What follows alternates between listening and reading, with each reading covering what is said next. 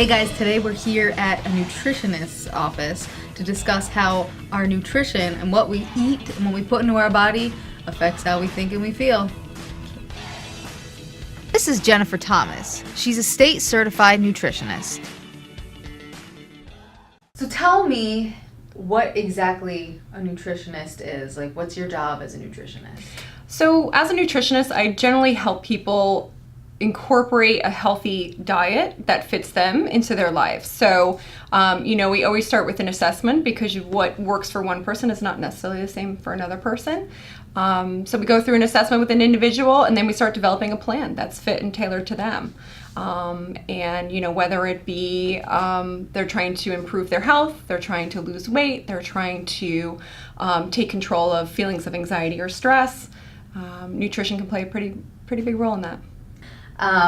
As far as what we eat and how we feel, is there a connection between those two things? There's a very strong connection because you really are what you eat. So depending on how you're eating, so it's not just the foods that you're eating, but the pattern of your eating can really make a big difference in how you feel day to day, what sort of decisions you end up making in life. So if you think about it, nutrition plays a big role in that it sets you up for your everyday life, and your everyday life decisions are what set you up for, what comes up next in 5 years. So my bad decisions are my food choices. I just blame all of them. Well, I think about it. A lot of people experience the effect of being hangry, so hungry that they're feeling very, very emotional. Yep. So when you're in the throes of that, and some big decision comes your way, do you feel empowered to make that proper decision, or are you a little bit more likely to make a decision impulsively or emotionally?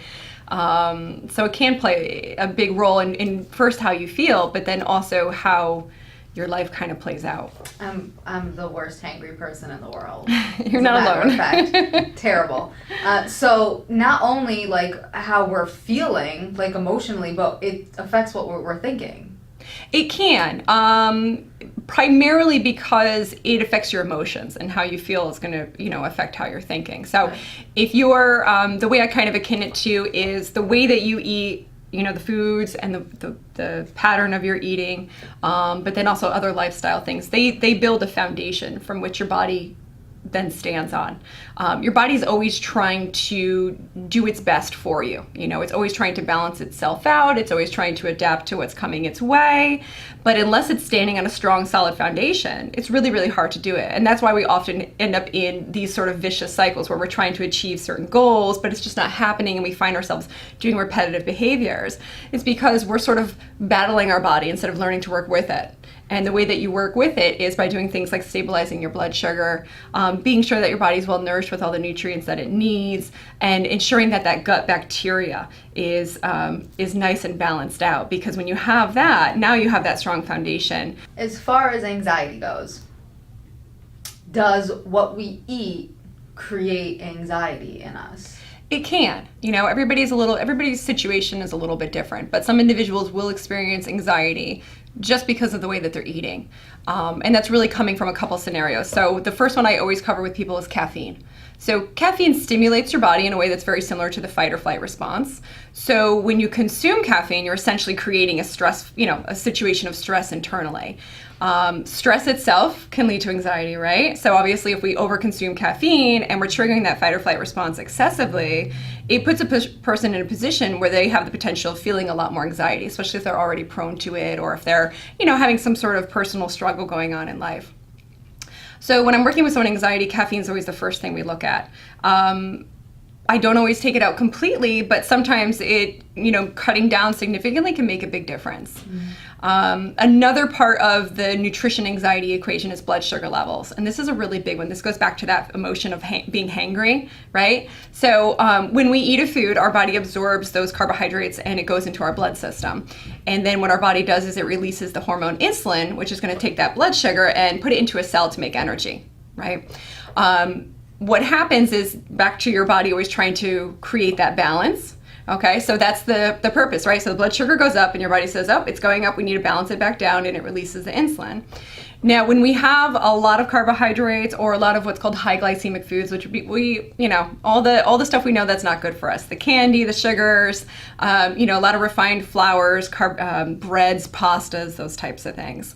What they do is they generally spike that blood sugar. And so we get this sort of spike, and then the insulin goes up, and then we get a drop. Now, when that drop happens, someone who's susceptible to it will feel stress and anxiety there. They'll feel hangry, they'll feel emotional, they'll feel impulsive, they'll feel, just anxious in general. And then they eat and it goes back up, and then they generally will feel better. So when we have this sort of roller coaster pattern of our blood sugar throughout the day, and that it's going up and it's dipping, it's going up and it's dipping, that person's going to experience a lot of stress and anxiety because of that. Another scenario that could be is a person that doesn't eat much. So it's very, very common. I call it the famine and the feast. And that's when an individual will start out their day with really good intentions, and they're eating super healthy, but they're eating really light. Mm-hmm. And they kind of eat light all day long, and they're working and they're going throughout their day. And then when they get home and everything kind of gets quiet and calm again, then they eat a lot more. And they tend to have, it's so common. We tend to sort of beat ourselves up, right? Because we started the day with good intentions. We ended the day outside of our intentions. And then we start the next day and it begins again, right? Back to that vicious cycle. So that too, because the blood sugar is very low during the day and then it's spiking at night. So that too can lead a person to be on that roller coaster of blood sugar. So just to recap, either not eating enough during the day, or skipping meals and snacks, or eating the wrong foods can cause that roller coaster. When you start to eat in a healthy way, so you're focusing on things like fruits, vegetables, nuts, seeds, beans are really great for this. You can have a nice steady blood sugar level. So instead of those spikes and dips, nice rolling level here, and that provides your body with that foundation to stand on, right? So your body's feeling like, nope, I know where my blood sugar is at. I can now handle, this situation, that situation. Whereas when it dips down, your body's kind of scrambling, trying to fix the situation, and it doesn't make us feel good in the process. So caffeine and blood sugar are two big ones. And then there's also our gut bacteria. So the balance of gut bacteria in the stomach can make a really big difference in how our brain functions. In fact, they often cause the gut the second brain. It's got neurons in there. It produces a lot of your neurotransmitters. So a lot of people don't realize, serotonin, that's that feel-good neurotransmitter. Majority of that is actually produced in your gut, not your brain. Mm-hmm. The bacteria that live within our gut provide us with all sorts of nutrients and forms of energy, and they're actually can interplay with those neurotransmitters too. So recently I just found a bacteria that actually eats GABA, and GABA is a neurotransmitter that's responsible for calmness. So it's kind of like your anti-anxiety neurotransmitter.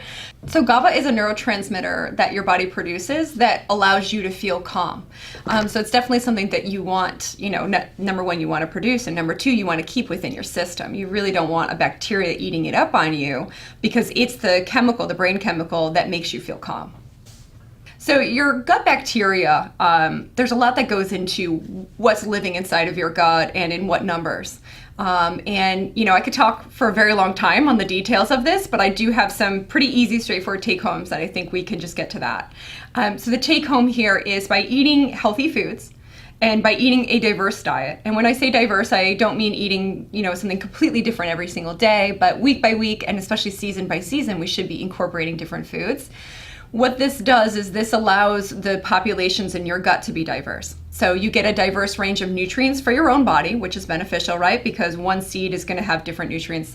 Sunflower seeds have different nutrients than pumpkin seeds. But same thing with your gut bacteria. So a diverse gut is the key to your health. So when you eat a diverse diet, you're feeding diversity to that gut. So it's definitely important for your gut health to eat those healthy foods and eat a variety of them. So it's just very fascinating that we can actually have a bacterial species living within us that eats up our GABA. So you can imagine if a person, from a brain perspective, if a person has this bacteria within them, especially a larger population of it, once their body produces GABA, it's getting gobbled up, right? And then how are they supposed to feel calm if they don't have the proper neurotransmitter that's responsible for that? Mm-hmm. So nutrition can play a really big role in anxiety. Huge. So you heard it here. Your gut. You got to get with your second brain gut. Yeah. So obviously eating better, it will combat your anxiety. So you mentioned a few things that we could eat to kind of combat that. Other things that are kind of, because like a lot of people are like, I don't want to eat spinach. And so, you know, Yeah. it kind of like, you know, you have this whole idea that you have to eat like in a specific super healthy way in order to like fix everything. Is there like stuff that, you know, a picky eater or an average eater would eat in order to fix that? Definitely. I think a lot of it has to do with dose. So whenever you're talking about, you know, medicine and poison, the only difference between the two is the dose. Same thing with food. So, you know, a small bowl of pasta is pretty different from a large bowl of pasta. So anybody who's in that situation where they're like, look, I just want to make improvements. I don't want to overhaul. I don't want to be, you know, the super healthy clean eater, but I do want to make improvements. I would say watch the portion control of your high carbohydrate foods. You know, the pasta, the bread, the flours, the sugar. When you do have them, pair them up with something high in fiber and high in protein. So, you know, your cruciferous vegetables are great. So things like broccoli, cauliflower, Brussels sprouts, your leafy greens, you know, having those with your smaller bowl of pasta is going to be much different than having just one solid large bowl of pasta. Mm-hmm. You know, throw some lean protein in there, and you've got some pretty well-rounded foods. So what that does is that slows down those carbohydrates so they're not running into the bloodstream and spiking you really quickly, right? Because what goes up must come down. And you want that gentle wave. So if you can pair up your carbohydrate foods with fiber and protein and oftentimes a little bit of healthy fat, it's going to keep it nice and steady. So you turn a bowl of pasta that would potentially cause you to feel anxiety in a couple hours when it leaves your system, and you turn it into a healthy meal that's going to provide your body with that foundation for it to stand on. So like anything else, it's just like about your portions. Like, you know, don't eat an entire cake. Eat a slice of it. Exactly, yeah. That kind of thing. Yep, and it would be better to have a lighter dinner and have that cake soon after dinner than it would be to eat a heavy dinner, wait a couple hours, and then have the cake. Because now you've separated that fiber and that protein from the meal from the dessert. So that's another trick is if you know you're going to have something sugary, you know, have a smaller meal and then have that dessert or that snack really close to that meal just to help buffer it a little bit. We can eat dessert, cake and snacks. I said I wasn't going to do that. So there is, you know, all right, so you answer this. Is there a correlation between what we're eating and how we think and feel and all the choices that we're making throughout the day? I think so. I think so big time. Everybody's a little bit different, and especially brain chemistry can be very different from one person to another. But majority of people can make a dramatic improvement in their life and in their mental health if they start eating properly and doing things like exercise and self-care, you know, good sleep hygiene and all that. So proper nutrition absolutely can change your anxiety and your stress and your... It can for many people, yeah. It can, especially, I mean, if somebody's already, you know, has all that dialed in and there's just a general imbalance going on in their neurochemistry, then that's going to be a little bit different. But most people have room for improvement in their you know, world of nutrition, that they can take steps to improve their situation. Great. So you heard it here first, guys. Nutrition absolutely affects your anxiety levels, your brain levels, your second brain down here, your stomach. And you just got to make sure you got it all in check. So we're going to do a shake now to kind of show us sort of a simple, easy way that everybody can kind of just grab something and go that's healthy and anxiety reducing. All right, let's do it. All right, so we're going to do a smoothie. So how do we do this? Because I'm not sure. Sure. So a lot goes into a smoothie, and when we're talking about balancing our blood sugar levels and feeding that gut bacteria and getting all those good nutrients in us, we're going to want a variety of different ingredients. So, you know, generally like to start with a leafy green. So we do have some baby spinach here. Kind of load that guy up with a couple handfuls. You can certainly measure. I kind of find eyeing things out works a little bit better, because then you can kind of play around with the consistency. Yep. So spinach is a really good choice here because we've got a lot of fiber in here. We've got our B vitamins. You've got magnesium here. Magnesium and the B vitamins especially do support that brain health, that nervous system that's going to keep us on the calmer end of things. So we definitely want to feature that. Then we're going to add a little bit of cashew butter. I do like to use cashew butter a little bit more than I like peanut butter just because of the fats and the fiber that's in it. Okay, but that's going to give us some nice healthy fats. So again, when we have our carbohydrates and we want to slow those down, we don't want them jumping into the bloodstream too quickly, fiber, protein, and then fat are the things that we want to incorporate. Let's just do a little bit more. About 1 to 2 tablespoons depending on the person. All right. We're also going to throw a banana in here. Now, the banana can be, you can do a half, you can do a whole, but remember that it's the amount of carbohydrates that make a really big difference. So for myself, I would use half a banana. If I was making this for my husband, who's about twice the size of me, I would do a whole banana for him. I didn't know there was carbs in bananas. I'm learning. Primarily, yep. So you're going to get carbohydrates from things like grains, potatoes, those starchy ones, but also fruits and vegetables as well. They're just in smaller amounts. Banana is a more starchy fruit, so it has a lot more carbohydrates than your, say, berries would. And that's another thing I can add here too. If you guys want a little bit more fruit, or you want to keep those carbohydrates on the lower end, using something like berries would be a really good fruit, because you've got some nice flavor in there, you've got a little bit of carbohydrates, a little bit of those sugars, but the good kind, and you also have a lot more fiber going in there too. So that works nicely. The next step, we're going to add our protein powder. I do recommend a plant-based protein powder as opposed to an animal-based one for the purposes of, you know, leveling a person out and trying to reduce those feelings of stress and anxiety, because that additional fiber is going to, again, slow everything down in a positive way. We use one here too that has some digestive enzymes in it. So when we have a meal that we're not chewing, our digestive ability goes down, because when we chew, it signals for our body to start producing enzymes further down the digestive path. So obviously, right, you're not going to chew your smoothie. So having a little bit of enzymes in your protein powder is a good idea, just to help with the whole digestive process. And that leads into a lot of the gut health too. You know, we don't want a bunch of undigested food get into gut bacteria, because then they're going to have a field day and we can throw off our balance. Right. And if you're chewing your smoothies, you're making them wrong.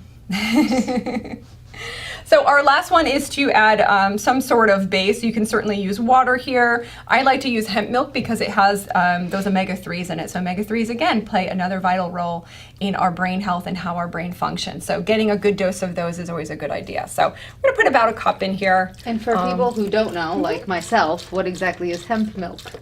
So hemp milk is what they've done, and this goes for almond milk, cashew milk, all of those things. So what they do is they pretty much take that seed or nut, they grind it up into a powder, and then they mix it with water. Oftentimes they then filter the leftover nut or seed part out, and what you're left with is a nut or seed milk. And you can certainly make them at home too. All right. Want to cap us off? Let's go. That's the blade. Nice and tight.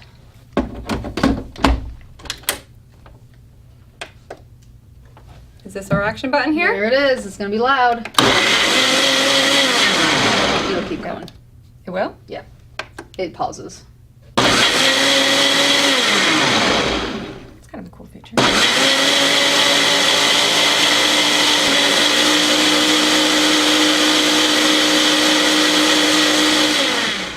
So this smoothie is really great. One, because it's going to help balance those blood sugars, right? Two, it's going to help provide your body with lots of different nutrients, including ones that are specifically supportive to your mental health. But then also it's going to help support your gut bacteria. Even the banana itself has what's called prebiotics. So these are sugars and carbohydrates that beneficial bacteria in your gut live off of. So you want to incorporate those as well. And I have to say, I was weary because I'm a picky eater, but it smells really good. It does. All right, so should we cheers? Cheers. Thanks. You know what? It's actually really good, because I was nervous. I was like, come out, I was like, oh, it's going to be so disgusting, because I just don't like any of that stuff. But it's really good. It's like, it's chocolatey and like banana, and you don't taste a lot of this. It's not like, I think people have this worry that when they put spinach in a thing, it's going to be like so much spinach, and you don't really, you're not really tasting it. Yeah. Which is incredible, because I don't usually make shakes that, when I put spinach in them, taste good, because it just tastes like disgusting spinach. And I think that goes a lot with greens, is you want to keep them on the lighter end. You know, you don't want to put too much in there. It's better to have just a little bit. Yeah. So this is good. Picky eater, regular eater, somebody that loves spinach, somebody that loves any sort of butter of any kind. Not regular butter, because that would be disgusting. But this is really great. So we'll put the ingredient list in below the video, and you guys can make this at home. Every single ingredient in here is anxiety reducing in some way, correct? Mm-hmm. Yep. So you've got 1, 2, 3, 4, about 5 ingredients that will help you over the course of the day. You could make this in the morning, you could make it in the afternoon, you could make it at night. I assume any time is good for this kind of thing. Is there one specific time that is better than another to have something like this? No, I mean, you can use this as a snack or a meal. I would just probably make it a little bit heavier if it was going to be a meal. But no, you know, the main point is to eat consistently, you know, so having something like this and then following it up the next time you eat being another healthy blood sugar controlling choice, you'll be good to go. All right, guys, you gotta make this shake. It's even a cool color. So make this shake, feel better. Remember, your nutrition is important. Not just for your everyday health, but for your mental health and for your second brain, which we learned about today. So get yourself making these shakes and you're gonna start feeling better, I'm sure, a lot sooner, because I already feel good, because it just makes me feel good. So good for that.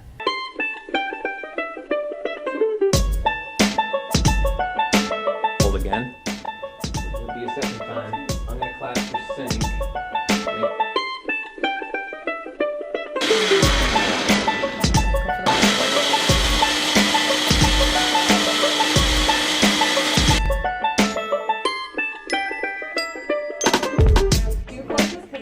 Oh, yeah. Looking at it. Absolutely. You know, sitting in this chair, I'm kind of programmed To look there. to be looking at that all the time. So. Here it comes for.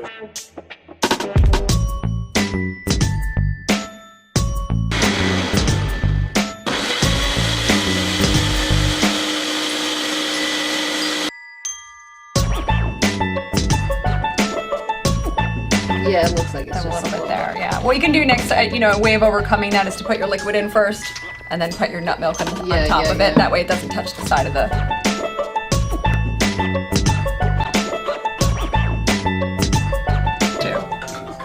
So sorry.